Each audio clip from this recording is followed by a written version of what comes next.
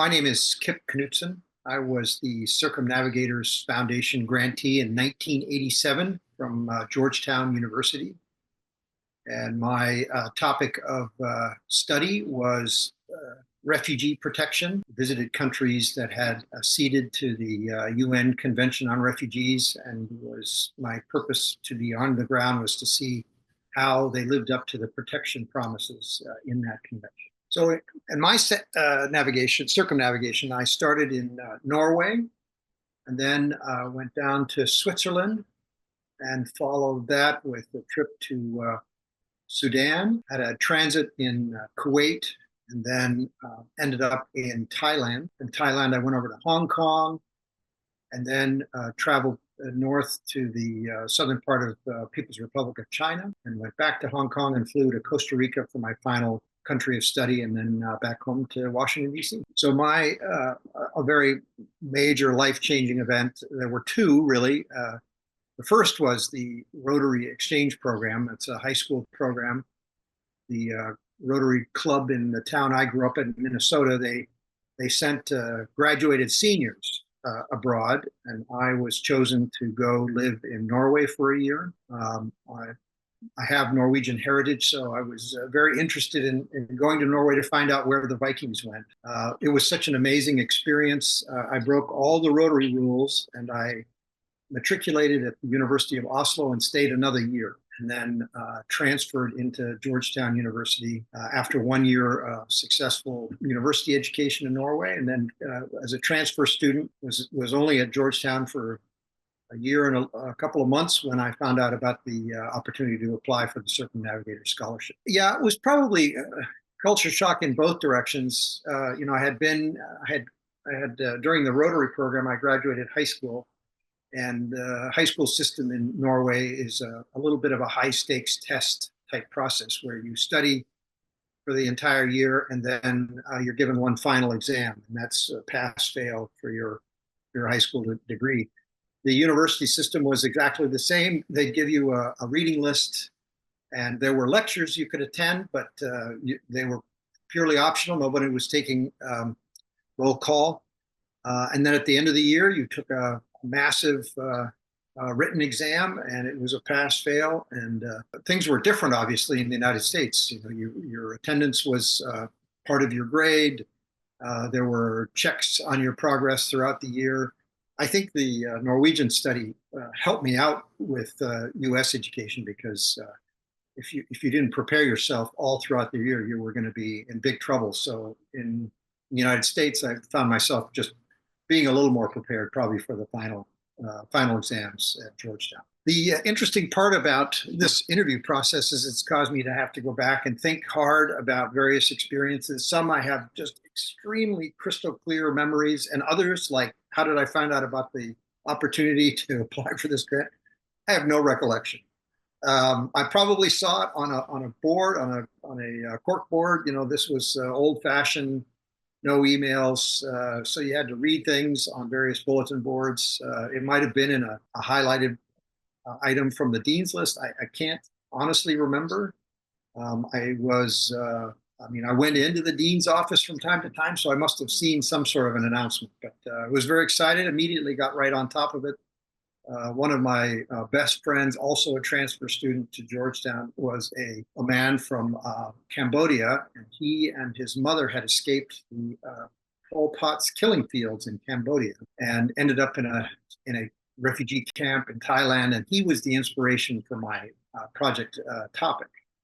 And so I was very excited to take what I had learned from him and see how it applied throughout the world. Again, I don't remember the details. I know I got myself prepared by writing letters. Again, this is old-fashioned.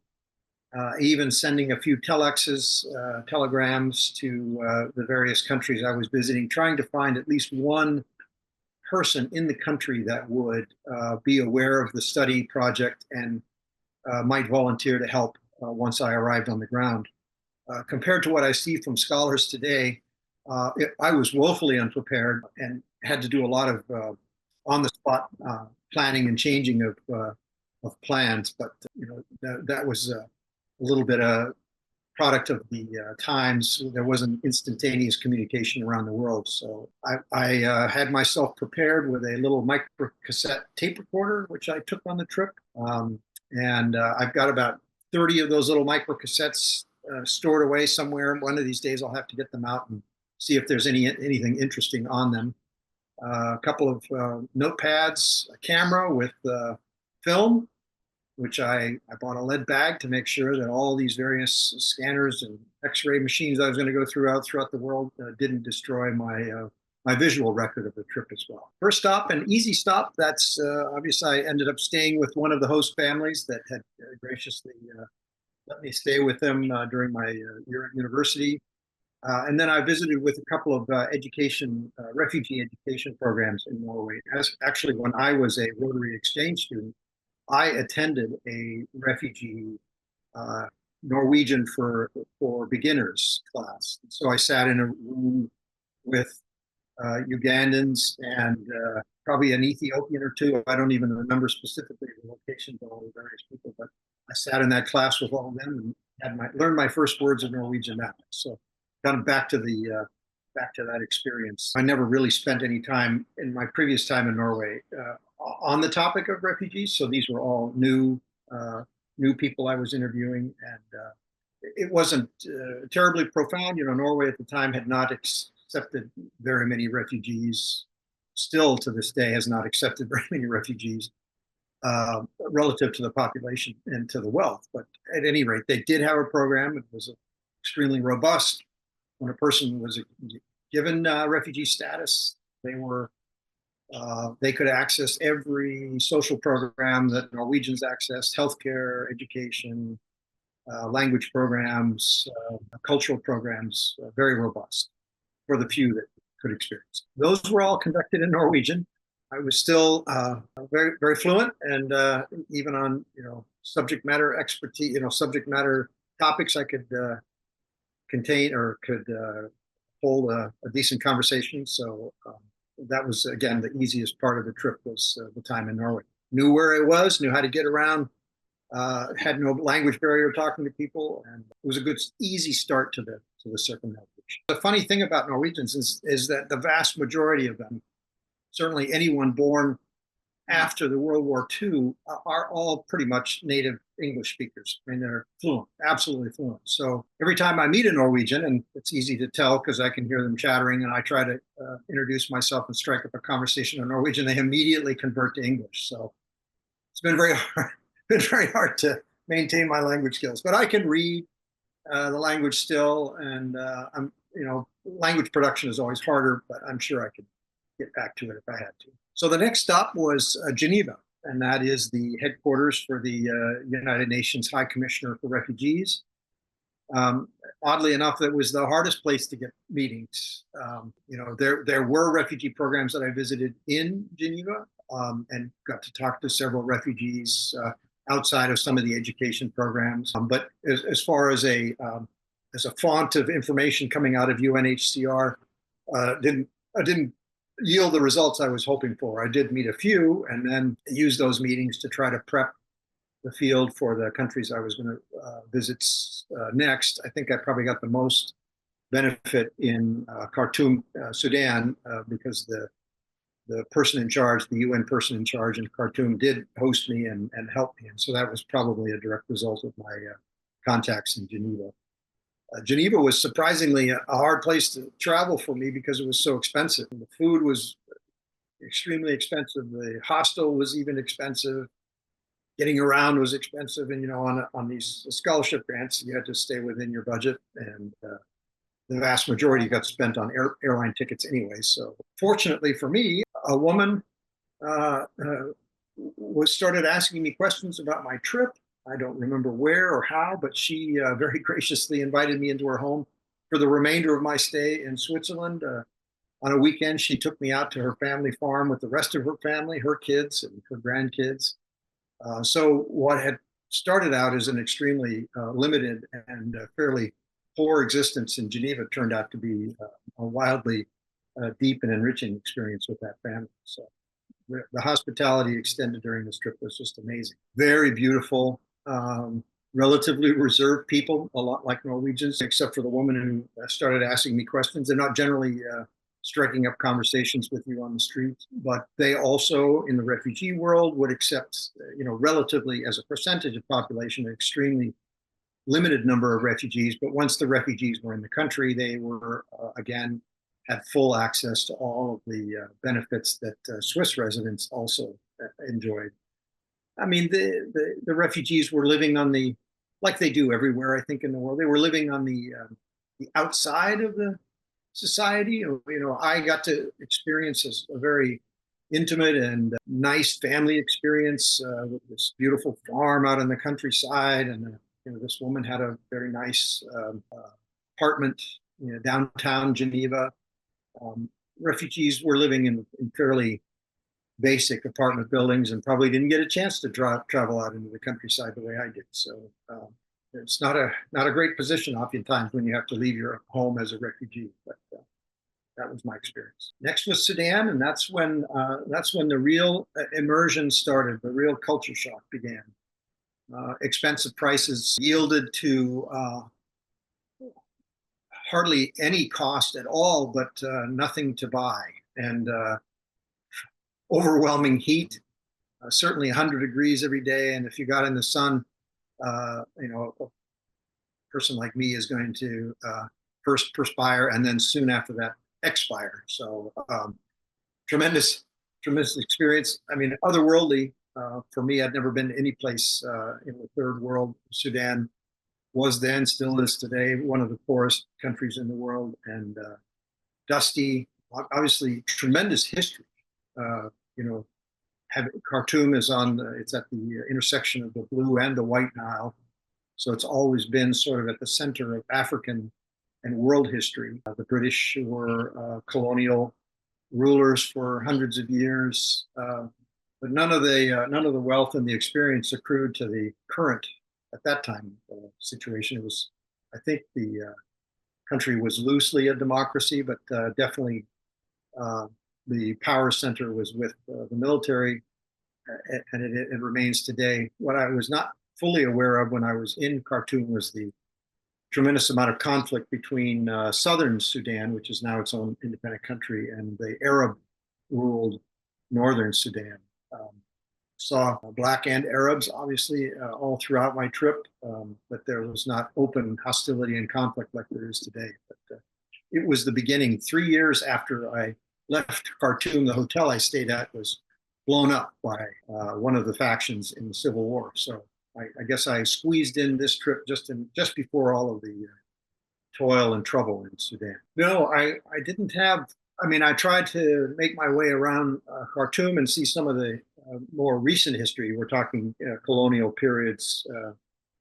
There were some battles between the Sudanese and the British, but I never got to any of the ancient Egyptian ruins, or Nubian, as you say.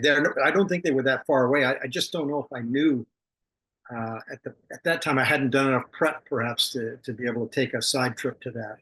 And the primary focus on my time in the Sudan was to go east towards the Ethiopian border.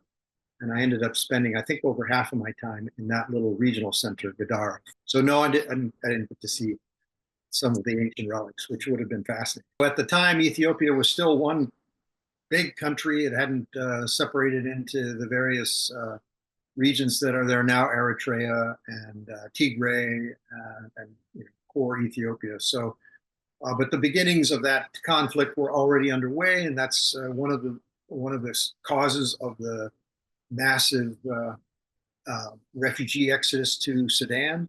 That and starvation, a massive crop failure in Ethiopia, multi-year-long crop failure. And I believe at the time there were roughly 500,000 Ethiopians who had fled Ethiopia into Sudan. Sudan is a massive country. It took me, I think, a full day on a bus to get to this regional center close to the Ethiopian border. The town name was Gadara. It was orders of magnitude poorer and more basic than Khartoum. I had not been able to prearrange any lodging in this very basic, very poor community. And I was rescued once again, the hospitality of strangers. I was rescued by a Dutch aid worker. I probably latched onto the only white guy that I saw on the streets and asked about lodging. And he was immediately clear that there was no lodging in the city that would have been healthy or safe. So he was happy to invite me to his home. Obviously, as an aid worker, his lodgings were probably paid for by his organization. He had a housekeeper who cooked. And I think one of the first nights in town, he took me out to the market. You go to the markets in the evening because the heat has subsided a little bit. At least the sun is not beating down. And there was a milk bar serving a nice sweet. They were serving milk and this beautiful pastry. And I was very excited and bought several servings of it. Only the next day to find out that the milk was reconstituted. It was concentrated and then thinned with local water supply, which all throughout Sudan, the water pipes work only a couple of hours each day, and then the pumps either fail or are turned off.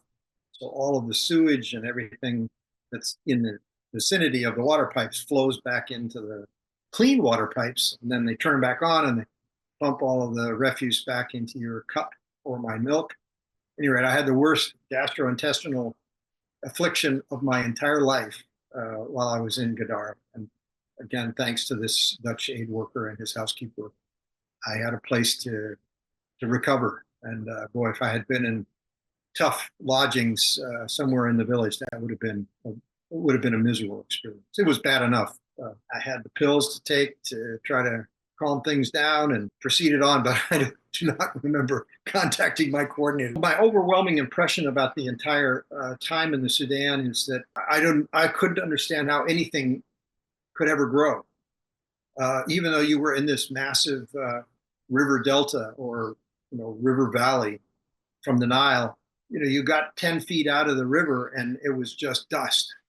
And it didn't look like it had rained for about 45 years. So to this day, I remain absolutely flummoxed as to how any of these countries, Egypt, Sudan, Ethiopia, I don't know how any of them grow anything, but they're major agricultural powerhouses. I never saw it. I still can't to this day believe it. So the next stop was Thailand. And I was the easiest connection there. I was hosted by Joe and Carmen Middleton. Joe was a former scholar, and he and his wife, Carmen, they were Foreign Service officers in Bangkok. So I was able to stay with them while I was in Bangkok, and they showed me the way around the town and helped me out there. Bangkok at the time was, in contrast to Khartoum, was a massive megalopolis. I understand it's about 45 times more compact and traffic congested today, but even then it was a mess. But you got around in these little three-wheeled tuk-tuks and wildly oppressive humidity and heat.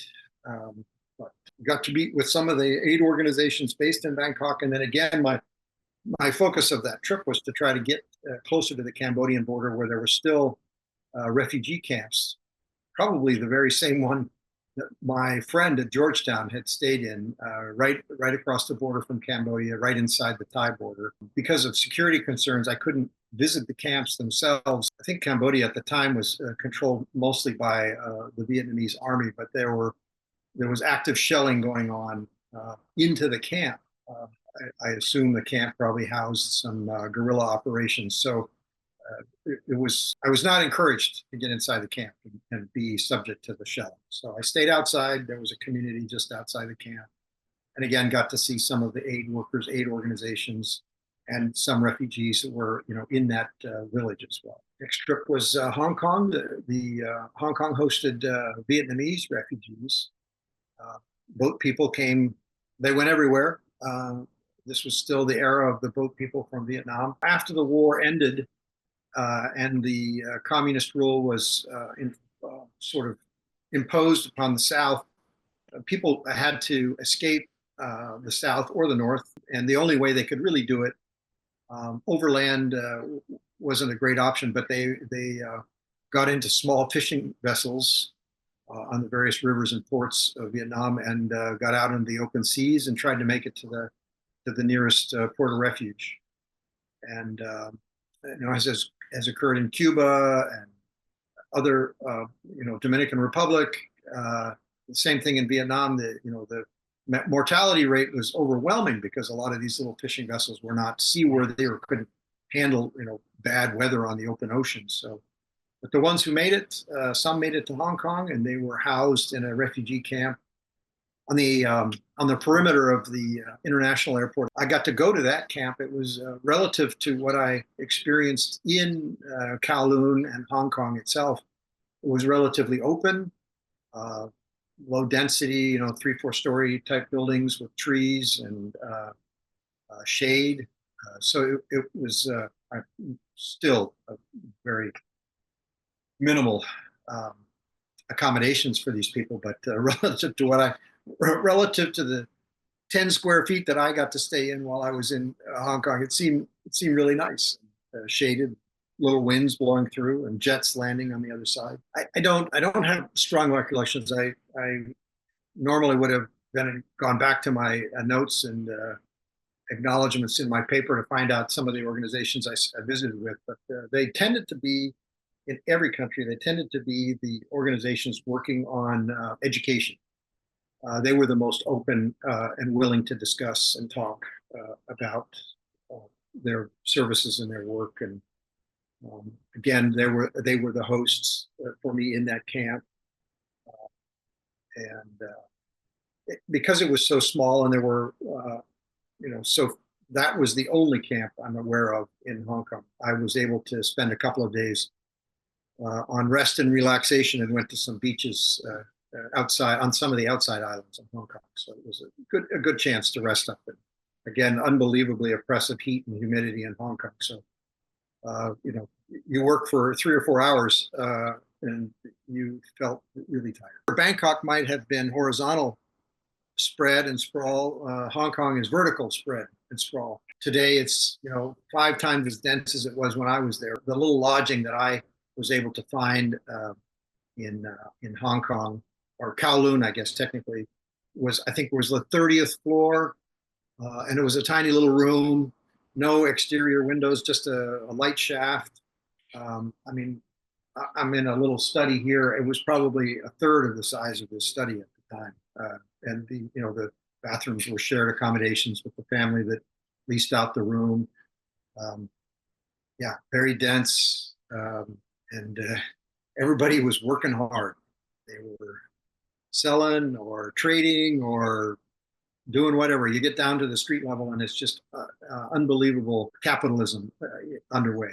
Some of the futuristic science fiction shows you see, where the rich live in the upper echelons and the poor live in the lower. That sometimes you feel like that in Hong Kong, because when you were at street level, it was definitely dirty and grimy. It was still a British colony at the time, so double-decker buses running around, lots of English language. English was not the language. You did not have to speak Cantonese to make it in Hong Kong at the time, so pretty easy to get around. Well, no, I had a side trip, or not a side trip, but a trip planned to southern China, Guangzhou. My intent was to go see a refugee camp on Hainan Island. Hainan is now, I think, China's Hawaii, full of very high-end resorts and hotels. At the time, it was pretty undeveloped. And when I got to Guangzhou and started arranging my travel to the island, I found myself suddenly being helped by 3 very nice young Chinese people. Their English was virtually perfect, and they wanted to accompany me to Hainan, and I immediately figured out they were my minders. They were my Chinese government minders. They were going to make sure that my trip went well, but that I didn't get anywhere close to the Vietnamese refugee camps. So I got to the island, got to look around. Like I said, the island itself, I don't remember the name of the village, probably Hainan, but extremely basic. Stayed in some sort of a hostel, mostly Chinese people staying in the hostel. Nothing fancy at all. Food was, it was China, but there was no Chinese food in China. So let's put it that way. On the ship over to the island, the cook went on top of the deck and boiled his chickens, then pulled the chickens out, a hole and chopped them up right there on the deck, threw them back into a soup, and that was dinner on the boat. And there were, I don't know, 600-700 people on the boat going across to the island. So the seas came up that night and got extremely rough, and so in the bunks below, it was a rough night. No sleep was had by anyone. So my last stop was Costa Rica. Flew into the capital, San Jose. My guides and contacts in that country were a doctor and a medical professional from a group called Project Hope, and they housed me and were very gracious. Took me to both north and south. The big refugee flow into Costa Rica at the time was from Nicaragua. There was a U.S.-supported rebel group fighting on the edges and borders of Nicaragua. And refugees were being forced out of the various border regions into Costa Rica for their safety. So I didn't get to anything that I could call a camp, but a lot of these flows of refugees into these poor countries was very ad hoc, and the aid was provided where the people were, and if they could be provided housing inside a village, or they could make their own housing inside an area, agricultural area, that was where they lived. Costa Rica, a very compact country, has retained and protected its independence, has no standing military, has a very limited police force, and apparently it's just a giant mecca now for American retirees. And I could see why. It's quite beautiful. On one of the trips, we were on a ridge, a mountain pass, and you could see the Caribbean on the one side and the Pacific on the other, right there on the isthmus. Very interesting trip. With the help from the Project Hope people and large number of English-speaking aid workers, it wasn't a terrible barrier. I mean, I'm certain that I didn't get as much out of that trip as I could have being a Spanish speaker, but given the circumstances and the resources available, it turned out extremely well. Well, it was lovely to be back without any cultural challenges and no language barriers, and nice to be able to sit down and eat foods that I was familiar with, although my softness for Ethiopian food has remained to this day. Probably didn't mention, but on the bus trip to Gaddarf and Khartoum, the lunch was, you got off the bus, there was a tent along the side of the road. Somebody was there making foods, and they would serve it out on the flatbreads that you see in Ethiopian restaurants today. And everybody had to use the correct hand, and that was the meal. And it was just as delicious along the roadside in Sudan as it is in any Ethiopian restaurant. But every chance I get, I try to have an Ethiopian meal. But lovely to be back. Not so lovely to have to then sit down and write my paper. And at the time, there had not been a formal process with Georgetown, or at least I hadn't prepared the process maybe very well to get any credit for the experience. So I had to work with a faculty advisor to conform my paper that I wrote for the circumnavigators into something a little more academic for the Georgetown advisor. And I think ultimately in the end, they did end up giving me one credit, which was my graduation. My memory was probably much better then than it is today, but still at that point, was that Costa Rica or was that Thailand? I can't remember. So very helpful to be able to go back to the microcassettes. I didn't transcribe them. I didn't have that access to any kind of service to do that. It's very time consuming, but I would certainly listen through the interviews and then transcribe or write down the specific points that were relevant to the things that I was writing about at the time. So they were very useful after the fact. Yeah, so my presentation was made to the DC chapter of Circumnavigators. It was hosted, the location was the most impressive part about my speech. It was I'm pretty sure it was at the War College in DC. I can't remember which member had the access to that, but this is this beautiful building down on the Potomac River. I would love to go back to it, but it's, after 9/11, unfortunately, these types of facilities are not easy to visit. But yeah, I made my presentation to the chapter, finished my paper, presented it to the club, and then had to write yet another paper for the Georgetown faculty advisor. Those are the ways it was disseminated. I suspect, I doubt that anybody used my paper to improve their functional performance in their jobs later. Learning to deal with adversity, figuring out that you can't always get the interviews or the meetings that you want. All of these things are just basic life learning lessons that are solidified. Your survival skills are honed.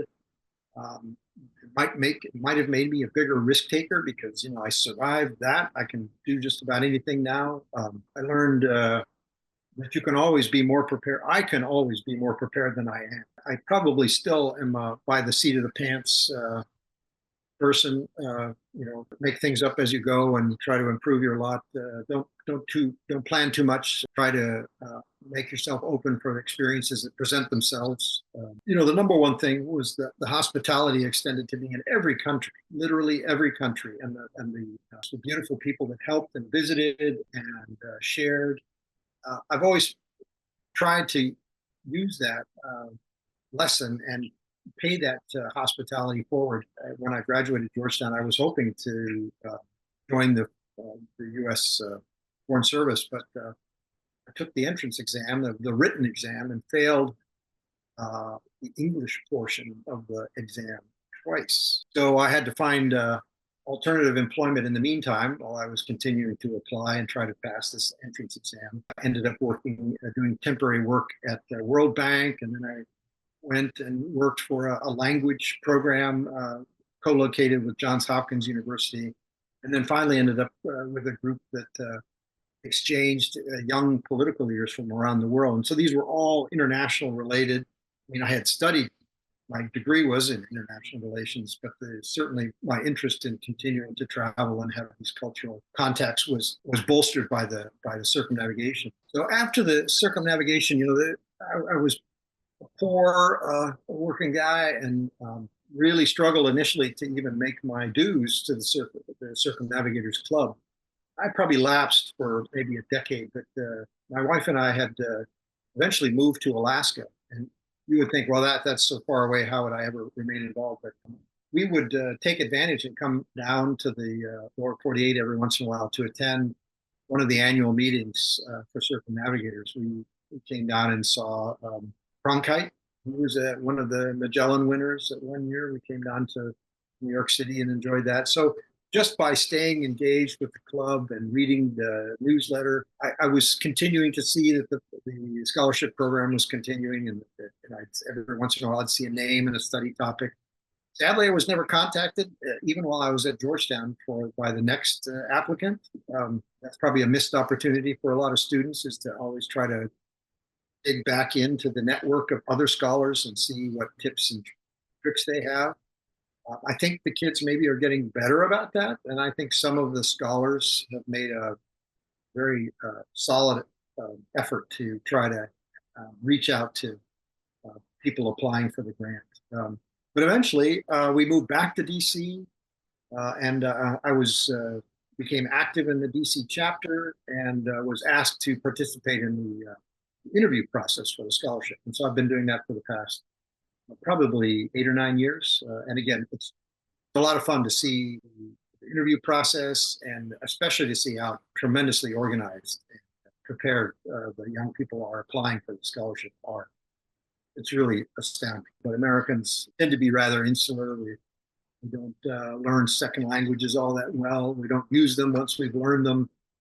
So the ability to get out of the United States and immerse yourself in another culture and country provides great perspective and an unbelievable learning experience. And it can't help but broaden your horizons and make you a more understanding world citizen.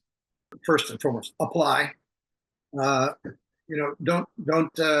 dither and don't wring your hands. The club has made it much easier for students to apply. Prior to this year, or maybe 2 years ago, you had to be at the interview in person. So that foreclosed the opportunity for a lot of students because they were spending their junior year abroad, and there was no way they could fly back just for the interview.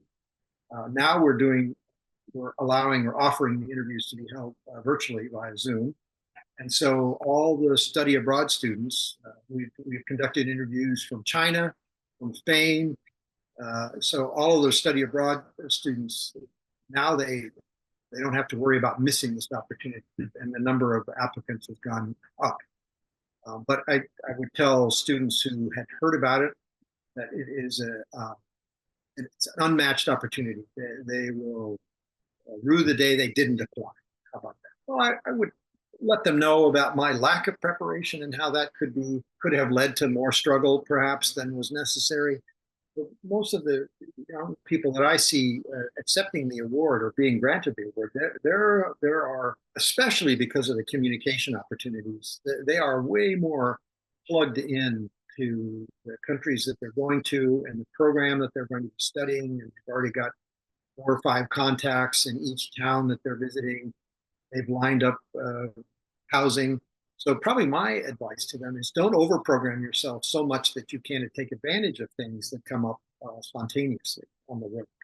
So my counsel to them is, be prepared, but also be able to take advantage of some things that come along that you didn't prepare. Well, these kids are so much better prepared. They've been monitoring the State Department travel warnings and travel sites. They know up to the minute updates on situations and risks in the various places they're traveling to. So I can't really probably tell them anything smart about, travel wise, but these are just normal survival skills. If you get robbed, let it go. Don't chase down the robber. No reason to make this any worse. Everything can be replaced. Your notes, your camera, your computer, everything can be replaced. So just let it go. Chalk it up as an experience. Some people have this instinct of when they're robbed, they want to rectify the issue and chase down the perpetrator. But I think I've told lots of applicants, just don't do it.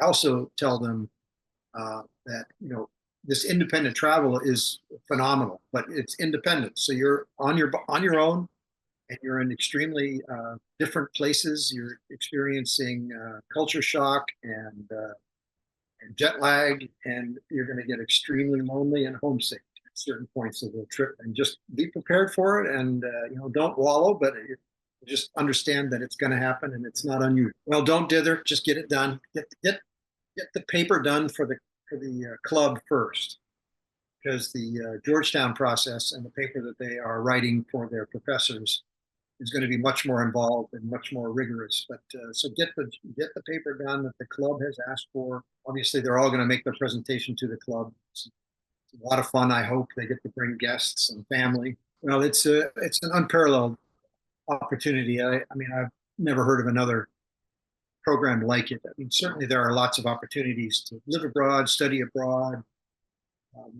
With this ability over a 3 or 4 month period to circumnavigate all regions of the world and focus on one item or one topic that can't be replicated by sitting down in a library, it's unparalleled for a 21, 22-year-old. I've never had another experience like it, probably never will in my lifetime. I couldn't replicate it no matter how much money I spent or how much time I tried. It just is a phenomenal experience. Your horizons will be expanded, and you will learn things about yourself while you're traveling that you hadn't expected.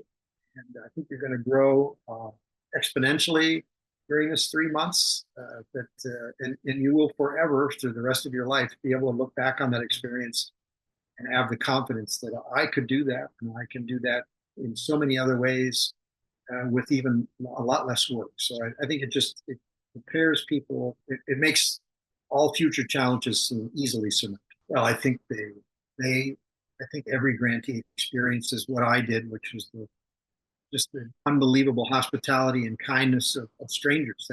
Everybody has that experience because people generally are very excited about meeting people from around the world. So I think that probably in itself makes people in general better in their lives because they understand how much was given to them, and so they're probably all trying to figure out how to give back themselves. So I think that's probably like the greatest life lesson. Certainly, you learn how big the world is, how many cultures there are throughout the world, all the different manners that people live and the circumstances they live in. But at the end of the day, it didn't matter where you were. People all had the same desires and concerns and issues in their lives that we do here in the United States. All one big happy family. Well, for the club, I mean, it's a great and storied club with just fascinating members. But the reason for being the scholarship program really is the reason that the club probably will survive. I mean, every organization in the United States is struggling because people they're not joining groups like the Circumnavigation. Rotary's in trouble, the Lions are in trouble, they're having a hard time recruiting members. But a program like the scholarship will ensure that this club can survive and thrive. So for members, obviously, please donate every year, donate generously. If you're doing estate planning, don't forget about Circumnavigators Club in your estate. For scholars, join the club as soon as you're financially able to do it. And even if you're not financially able to join, you still can attend meetings. When you finally get a decent job that you can pay dues on, join up. We'll put you to work.